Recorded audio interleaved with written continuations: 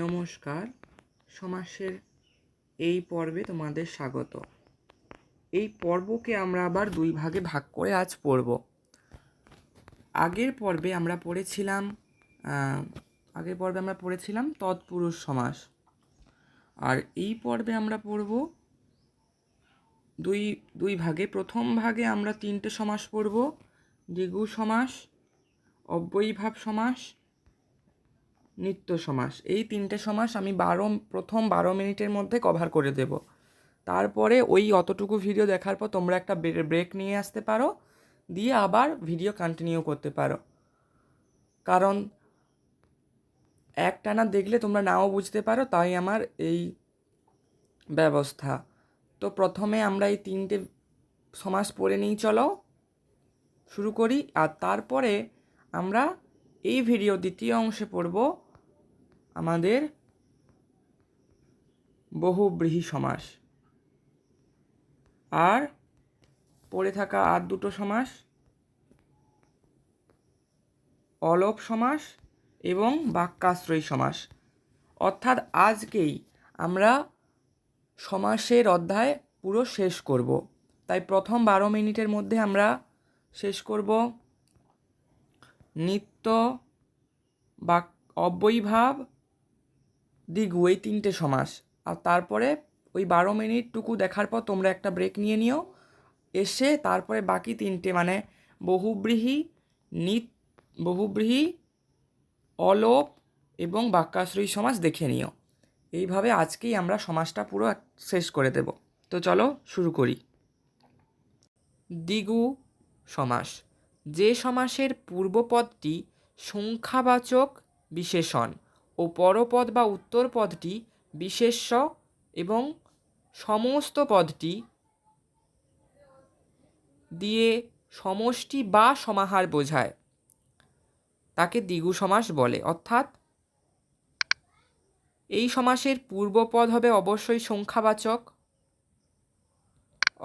সংখ্যাবাচক, পরপদ হবে বিশেষ্য এবং এর যে ব্যাস বাক্য সেখানে সমাহার বা সমষ্টি, এই দুটো পদ থাকবেই। চলো আমরা উদাহরণ দেখে নিই। যেমন ধরো ত্রিভুবনের সমাহার, ত্রিভুবন বোঝা গেল। নবগ্রহের সমাহার, নবগ্রহ। তিন মাথার সমাহার, তেমাথা। ত্রিকালের সমাহার, ত্রিকাল। আর এখানে আছে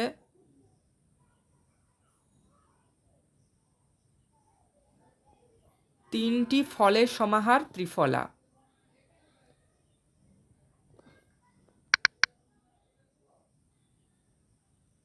এখানে একটু ভুল দেওয়া আছে, ত্রিকালের সমাহার, এখানে ত্রিফলা দিয়েছে, এটা ভুল। তিনটি ফলের সমাহার হলে ত্রিফলা, যেটা আমরা জানি ত্রিফলা কোন তিনটি ফলকে একত্রে বলে, যা হলো হরিতকি, আমলকি এবং বহেরা।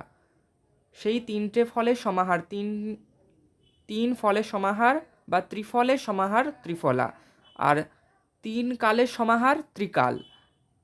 বোঝা গেল? এইখানে এই উদাহরণটা ভুল দেওয়া রয়েছে।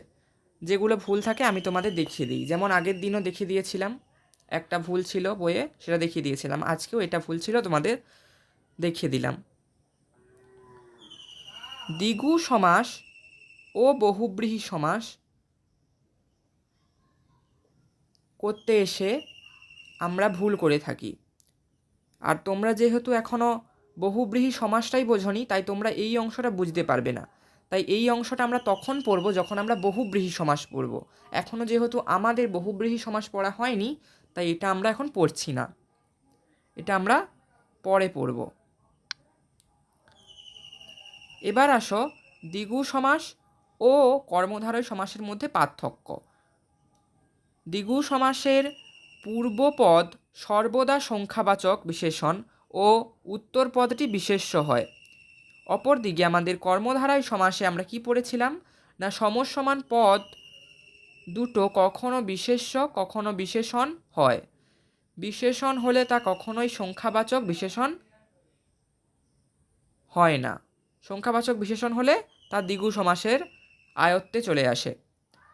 2 নম্বর পার্থক্য হলো দ্বিগু সমাসে সমস্ত পদটি একটি সমষ্টি বা সমাহার অর্থ প্রকাশ করে, যেমন শতবর্ষের সমাহার শতাব্দী।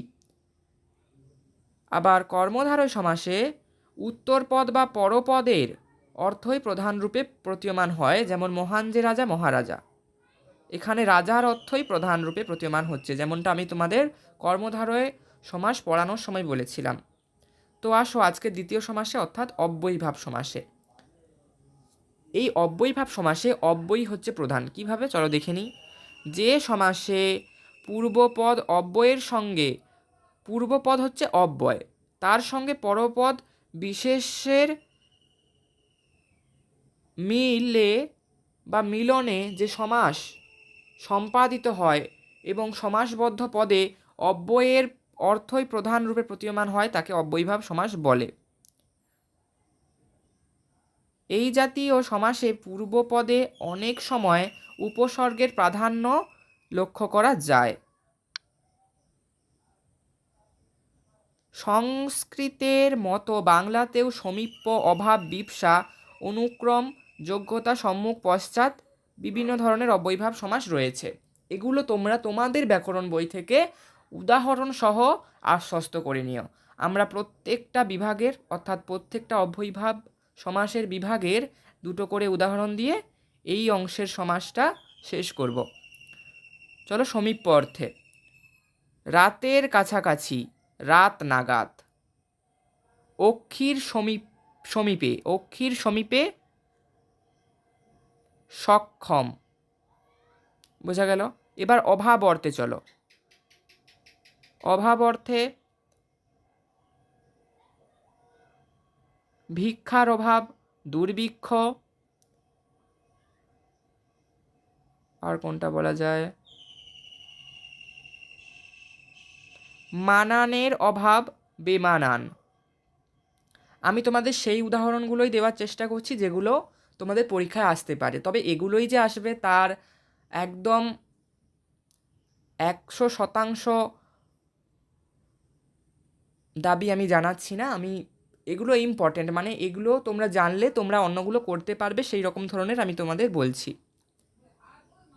এবার বিপসা অর্থে একই শব্দের পুনরাবৃত্তিকে বলা হয়, একই শব্দের পুনরাবৃত্তিকে বলা হয় বিপসা। যেমন রোজ রোজ কোথায় যে কি হয়ে যাচ্ছে, যেমন রোজ রোজ হর রোজ বা ফিরোজ, মাসে মাসে ফি মাস বা প্রতি মাস, জনে জনে প্রতিজনে বা প্রতিজন। অনতিক্রম অর্থে সাধ্যকে অতিক্রম না করে যথাসাধ্য, রীতিকে অতিক্রম না করে যথারীতি, শক্তিকে অতিক্রম না করে যথাশক্তি, ইষ্টকে অতিক্রম না করে যথেষ্ট। বোঝা গেল? এবার হচ্ছে সাদৃশ্য অর্থে, মানে একই বোঝাবে এমন অর্থে।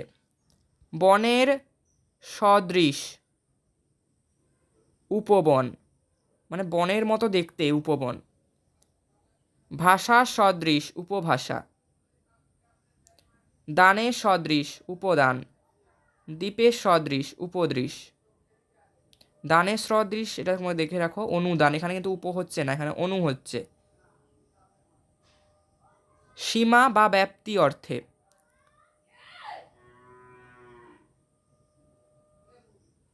যেমন ধরো দিন ব্যাপিয়া, দিনভর। জীবন পর্যন্ত, আজীবন। বোঝা গেল? এবার হচ্ছে ক্ষুদ্রতা অর্থে, ক্ষুদ্রতা অর্থে এবারে ক্ষুদ্র সাগর, উপসাগর, ক্ষুদ্র বিভাগ, উপবিভাগ, মানে বড় বিভাগের অংশ, উপবিভাগ। উপপদ, ক্ষুদ্রপদ, ক্ষুদ্র অঙ্গ প্রত্যঙ্গ, এবার যোগ্যতা অর্থে গুণের যোগ্য, অনুগুণ, রূপের যোগ্য, অনুরূপ। গুণের যোগ্য, অনুগুণ, রূপের যোগ্য, অনুরূপ। প্রেরণার যোগ্য, অনুপ্রেরণা, গ্রহণের যোগ্য, অনুগ্রহ। এবার হচ্ছে সম্মুখ অর্থে অক্ষির সম্মুখে, প্রত্যক্ষ, কুলের সম্মুখে, অনুকূল। এবার হচ্ছে পশ্চাৎ অর্থে পশ্চাৎ অর্থ, পশ্চাদের অর্থ হচ্ছে পেছনে। গমনের পশ্চাৎ মানে গমনের পরে, অনুগমন। তাপের পশ্চাৎ, অনুতাপ মানে পরে। এখানে পশ্চাৎ কথার অর্থ পরে, পেছনে মানে কি পরে। এখানে পেছন মানে তোমার পেছন নয়, এখানে পেছন মানে কোনো একটা ঘটনা তার পরের কিছু একটা হয়ে গেছে সেটার জন্য এই সমাস, যা হলো পশ্চাৎ অর্থে অব্যয়ীভাব সমাস। আরও একটা উদাহরণ দেখে নিই চলো। স্বরের পশ্চাৎ, অনুস্বর। এবার হচ্ছে বিরুদ্ধ বা বিপরীত অর্থে পক্ষের বিরুদ্ধে, প্রতিপক্ষ। আঘাতের বিপরীত, প্রতিঘাত।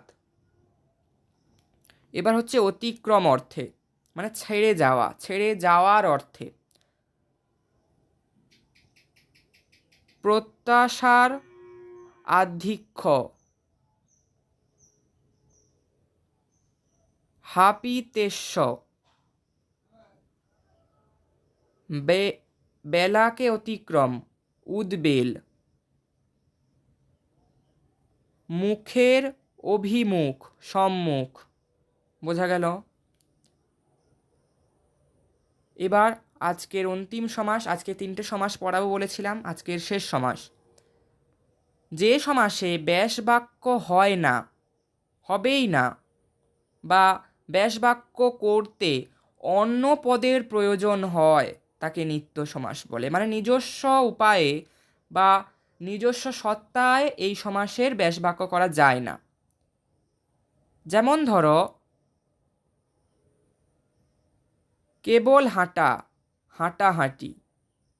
হাঁটাহাঁটিকে ভাঙা যাচ্ছে না বলে আমরা এই কেবল পদটার ব্যবহার করলাম এখানে। আবার ধরো আঁকা আঁকি, কেবল, এখানেও কেবলটাকে আমরা ব্যবহার করেছি। এবার ধরো বনান্তর, অন্য বন, এখানে অন্নটাকে আমরা, এই অন্য পদটাকে আমরা সমাসবদ্ধ ওই বনান্তর পদটাকে ভাঙার জন্য আমদানি করেছি।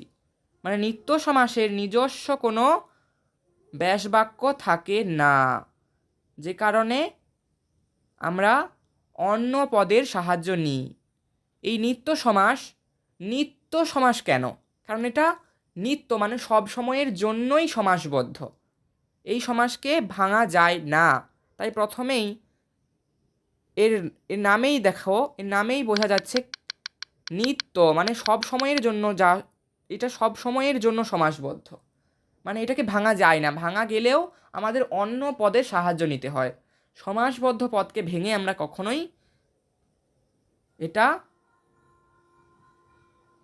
এটার ব্যাস বাক্য করতে পারি না।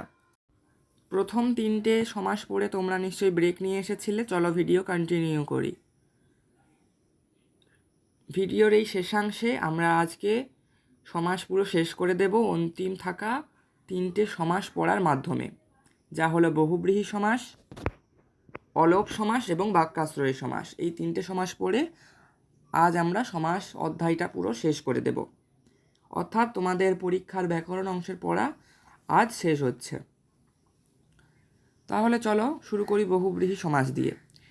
বহুব্রীহি সমাস কাকে বলে? না,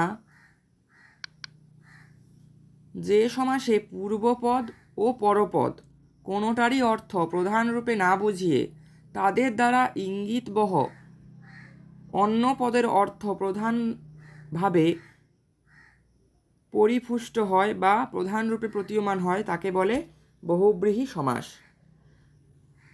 বোঝা গেল? অর্থাৎ পরপদ বা পূর্বপদ কোনোটারই অর্থ প্রধান রূপে না বুঝিয়ে এখানে তৃতীয় কোনো পদের অর্থকে প্রধান রূপে প্রতীয়মান করা হবে যে সমাসে, তাই হলো বহুব্রীহি সমাস।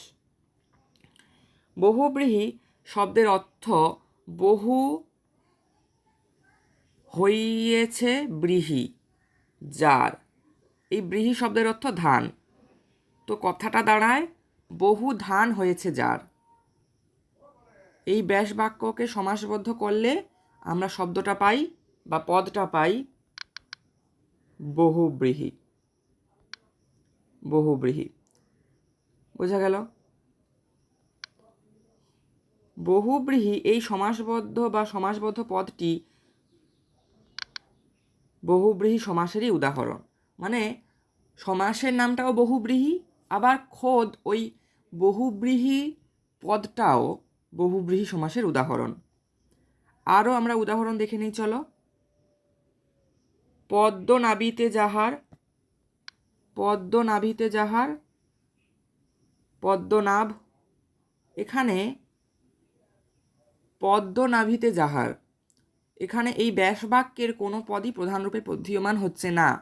পদ্মনাভ মানে নারায়ণ, শ্রীবিষ্ণু, এখানে তার অর্থ প্রধান তার মানে তৃতীয় অর্থ এখানে বিষ্ণুকে বোঝানো হচ্ছে যেহেতু, তাই ব্যাস বাক্যে থাকা কোনো পদের অর্থ প্রধানরূপে প্রতীয়মান না হয়ে অন্য কোনো তৃতীয় পদ অর্থাৎ ভগবান বিষ্ণুর অর্থ প্রধানরূপে প্রতীয়মান হচ্ছে, তাই এটি বহুব্রীহি সমাসের উদাহরণ।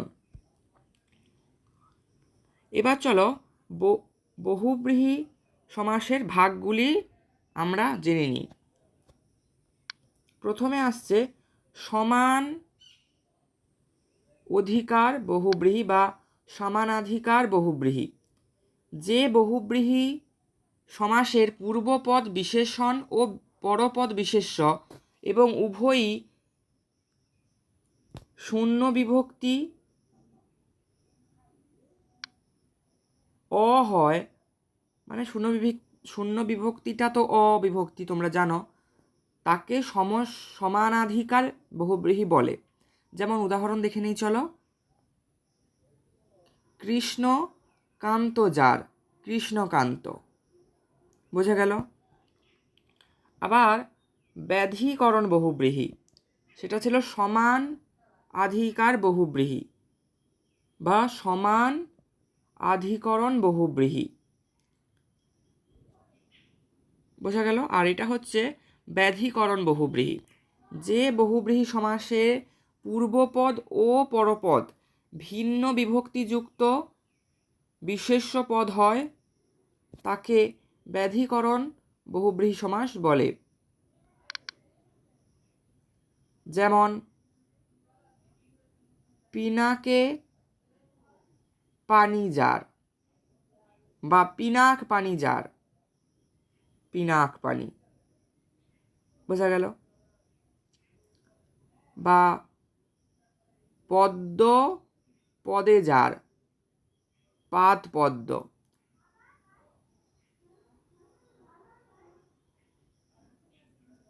বোঝা গেল? এরপর হচ্ছে না বহুব্রীহি বা নঙর্থক বহুব্রীহি। যে বহুব্রীহি সমাসে পূর্বপদের না শব্দের সঙ্গে বিশেষ্য পরপদের সমাস হয় তাকে না বহুব্রীহি সমাস বা নঙর্থক বহুব্রীহি সমাস বলে। যেমন উদাহরণস্বরূপ নাই নারীজ্ঞান যার, আনাড়ি, নাই নারীজ্ঞান যার আনাড়ি, এখানে না বহুব্রীহি সমাস হচ্ছে। এবার ব্যতিহার বহুব্রীহি। যে বহুব্রীহি সমাসে একই জাতীয় বিশেষ্যের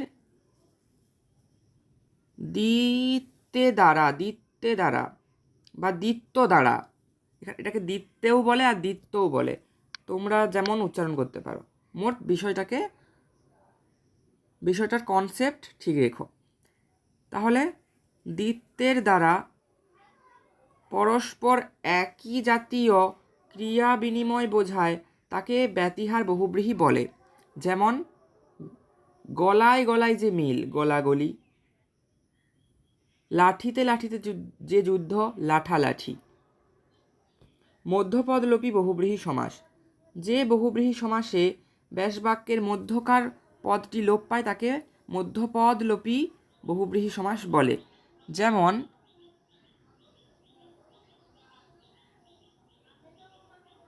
বউ ভাত পরিবেশন করে যে অনুষ্ঠানে, বউ ভাত।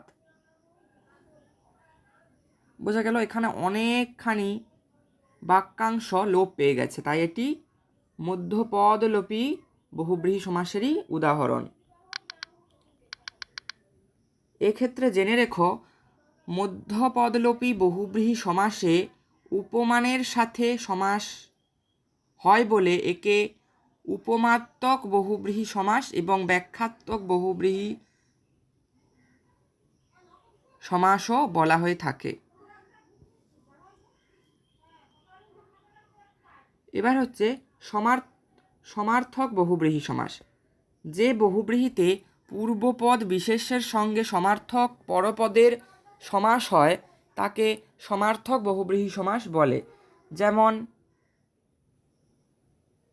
শ্রমের সহিত বর্তমান সশ্রম। আমরা যে বলি সশ্রম কারাদণ্ড, সেই হচ্ছে শ্রমের সহিত বর্তমান, মানে তোমাকে জেলে গিয়ে শ্রম করতে হবে। বোঝা গেল এটি একটি সমর্থক বা সহার্থক বহুব্রীহি সমাস।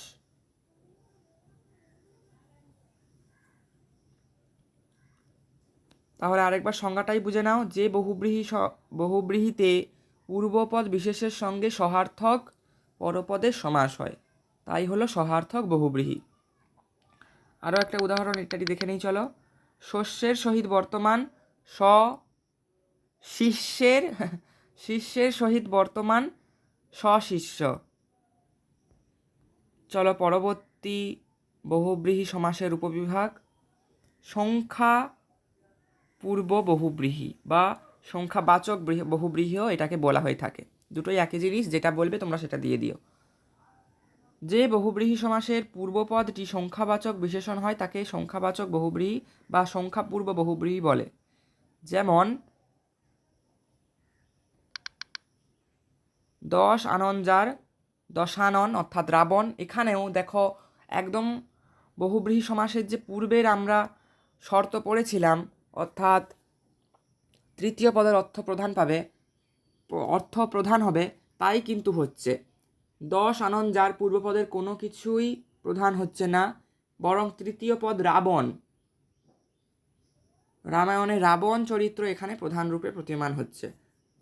বোঝা গেল? সব কটা উদাহরণেই তোমরা দেখবে যে কোনো তৃতীয় পদই এখানে প্রধান হচ্ছে। তো চলো এবার আমরা চলে যাই দ্বিগু সমাস ও সংখ্যাবাচক বা সংখ্যাপূর্ব বহুব্রীহি সমাসের মধ্যে যে পার্থক্য সেটার মধ্যে। এটা তোমাদের বলেছিলাম না, পরে পড়াবো সেটাই। দ্বিগু সমাস ও বহুব্রীহি সমাস অর্থাৎ সংখ্যাবাচক বহুব্রীহি সমাস, এর মধ্যে পার্থক্যটুকু অনেকেই ভুলে যায়, তাই এ বিষয়ে সতর্ক হতে হবে। ধরা যাক দশানন, সেতার, চতুর্মুখ সমাসবদ্ধ পদগুলি দেখে সমাস নির্মাণ করতে গিয়ে আমরা প্রথমেই সংখ্যাবাচক পদ দেখে এগুলিকে দ্বিগু সমাস বলে ফেলি, কিন্তু তা একেবারেই নয়। এক্ষেত্রে সমাসবদ্ধ পদ বা সমসমান পদে সমাহার কিন্তু যুক্ত হচ্ছে না, যা বোঝাচ্ছে তা অতিরিক্ত অন্য একটি অর্থ বোঝায়। তাই এটি আমাদের আগে পড়ে আসা ওই সংখ্যাবাচক বহুব্রীহির উদাহরণ। বুঝতে পারলে? তোমরা যখনই দেখবে কোনো সংখ্যাবাচক সমাসবদ্ধ পদের ব্যাসবাক্য দ্বারা আমরা কোনো তৃতীয় পদকে প্রধান রূপে পাচ্ছি, সেটাই হবে সংখ্যাবাচক বহুব্রীহি সমাস। তো এখানেই আমাদের বহুব্রীহি সমাসের আলোচনা শেষ হয়। এবার আমরা চলে যাব, নিত্য সমাস আমাদের হয়ে গেছে, এবার আমরা অলোপ সমাস। যে সমাসের সমাসবদ্ধ পদের পূর্বপদের বিভক্তি লোপ পায় না তাকে অলোপ সমাস বলে। মানে এই সমাসে সমাসবদ্ধ পদেও গিয়ে আমরা বিভক্তি দেখতে পাবো, মানে সেখানেও বিভক্তি লোপ পাবে না, থেকে যাবে। যেমন উদাহরণ হলো, অলোপ দ্বন্দ্বের উদাহরণ যদি আমরা দিই তাহলে মায়ে ও ঝিয়ে মায়ে ঝিয়ে। আবার অলোপ করণ তৎপুরুষের উদাহরণ যদি আমরা দিই তাহলে হবে নাকে দ্বারা কান্না নাকে কান্না, দ্বারা বোঝাচ্ছে তাই করণ। এবার অলোপ নিমিত্তর উদাহরণ, অলোপ নিমিত্ত তৎপুরুষের উদাহরণ, পড়ার জন্য ঘর পড়ার ঘর, জন্য যেহেতু তাই নিমিত্ত, জন্য নিমিত্ত থাকলে নিমিত্ত কারক হয় আর নিমিত্ত তৎপুরুষ হয়, তাই নিমিত্ত তৎপুরুষ সমাস। বুঝতে পারলে? এবার আলোপ অপাদান, চোখ থেকে জল চোখের জল, চোখের থেকে জল চোখের জল। এখানে থেকে আছে, থেকে অনুসর্গ, থেকে অনুসর্গ থাকলে আমরা জানি অপাদান কারক হয়, অর্থাৎ অপাদান তৎপুরুষ সমাস ক্ষেত্রে, তাই এটা হলো অপাদান অলোপ অপাদান তৎপুরুষের উদাহরণ। এইভাবে প্রত্যেকটা তৎপুরুষ কারকের আছে। এইভাবে অলোপ সমাস প্রত্যেকটা তৎপুরুষের সমাসের আছে আর বহুব্রীহি সমাসের আছে। আর প্রথমেই দেখে আসা ওই দ্বন্দ্ব সমাসেরও অলোপ সমাস হয়। অলোপ সমাসের এই সংজ্ঞাটা ভালো করে দেখে রাখবে, বাকি তার সমাসবদ্ধ পদে বিভক্তি দেখে তো তোমরা চিনতেই পেরে যাবে যে কোনটা অলোপ সমাস প্রকৃতপক্ষে। বুঝতে পারলে? চলো ওখানে আরও উদাহরণগুলো আমরা দেখি।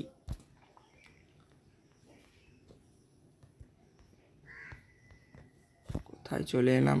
হ্যাঁ, তো আমাদের এইখানে পর্যন্ত হলো অলোপ অধিকরণ তৎপুরুষের উদাহরণ।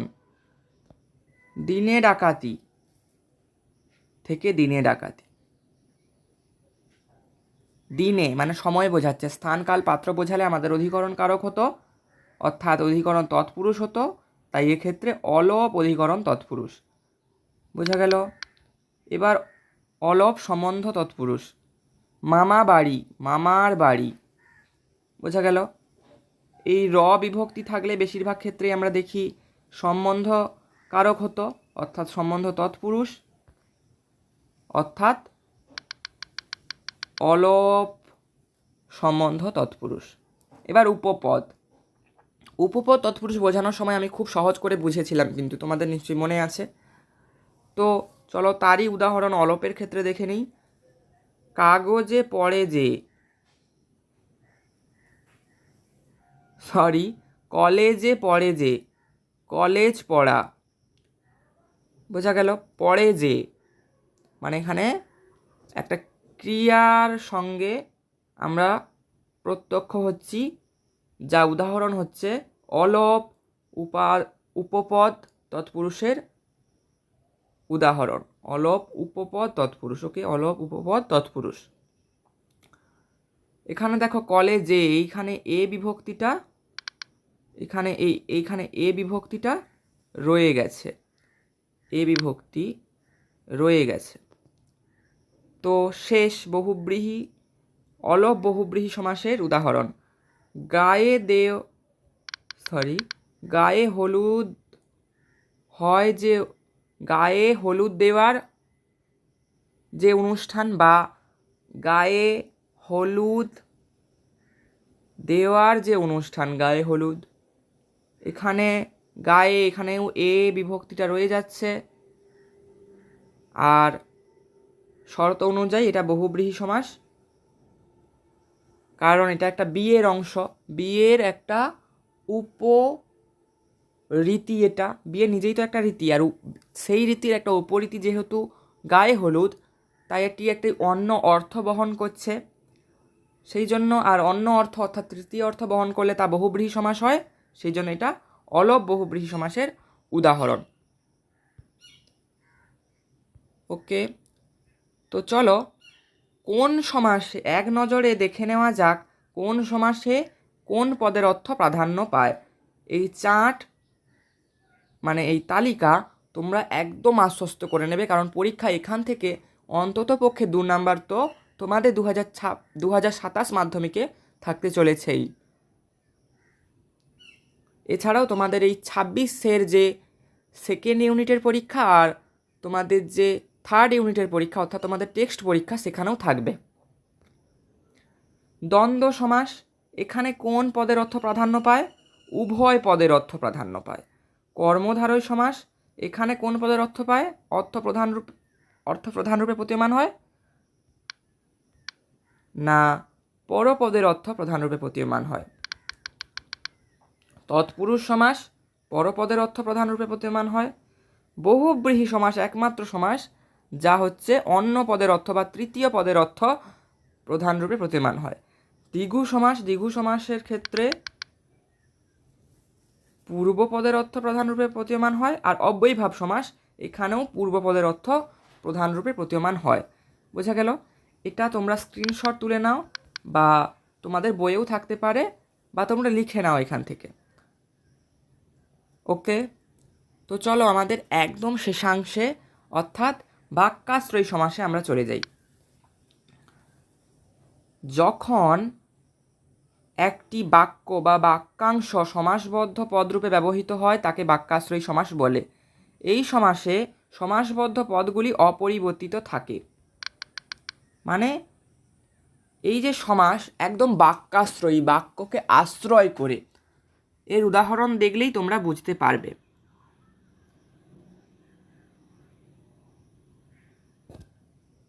এই ধরো বসে আঁকা প্রতিযোগিতা, এটা হচ্ছে একটা বাক্য, এটাকে যদি আমরা সমাসবদ্ধ করে দেই তো হবে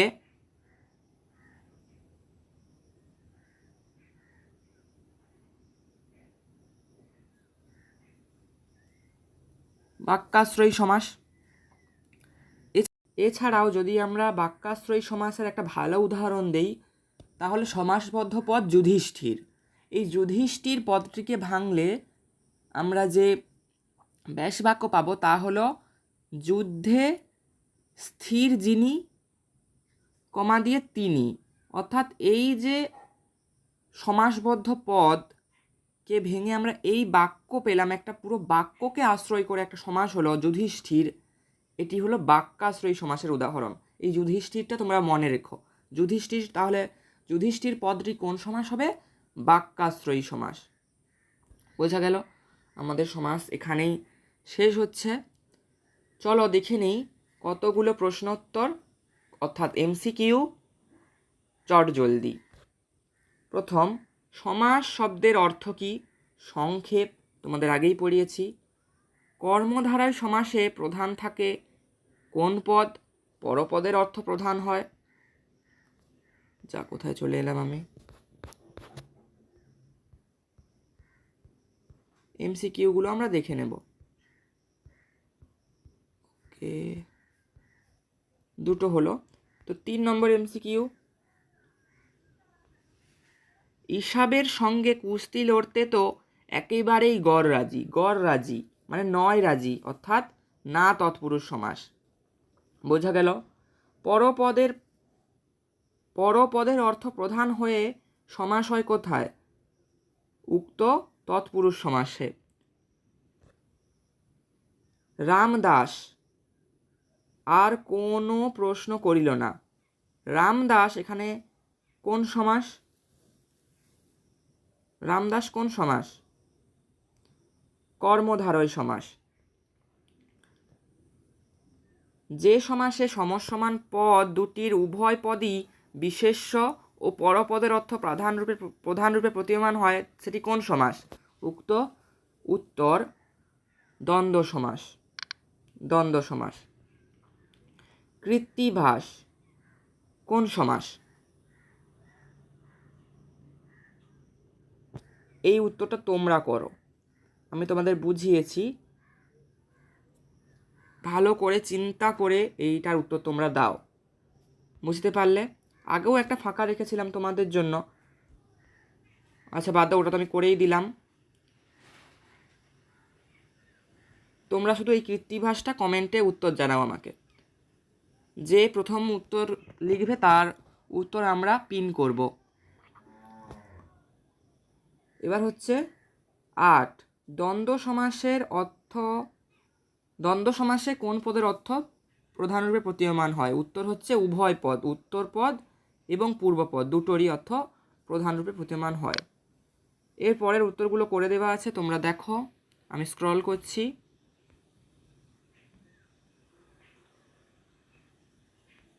যেটা না বুঝতে পারবে আমাকে কমেন্টে জানাও। তো এতটাই।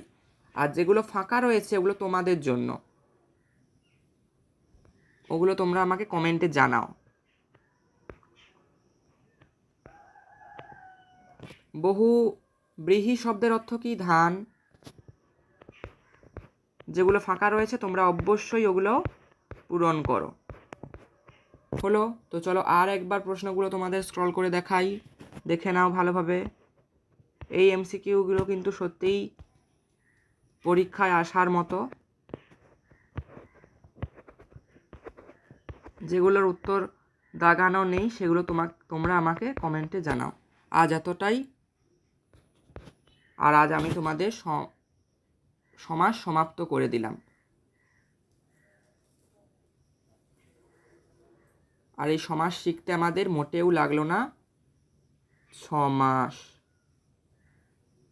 ওকে, 6 মাস আমাদের কিন্তু লাগেনি, আমাদের লেগেছে কয়েকটা পর্ব মাত্র। তো আসছি।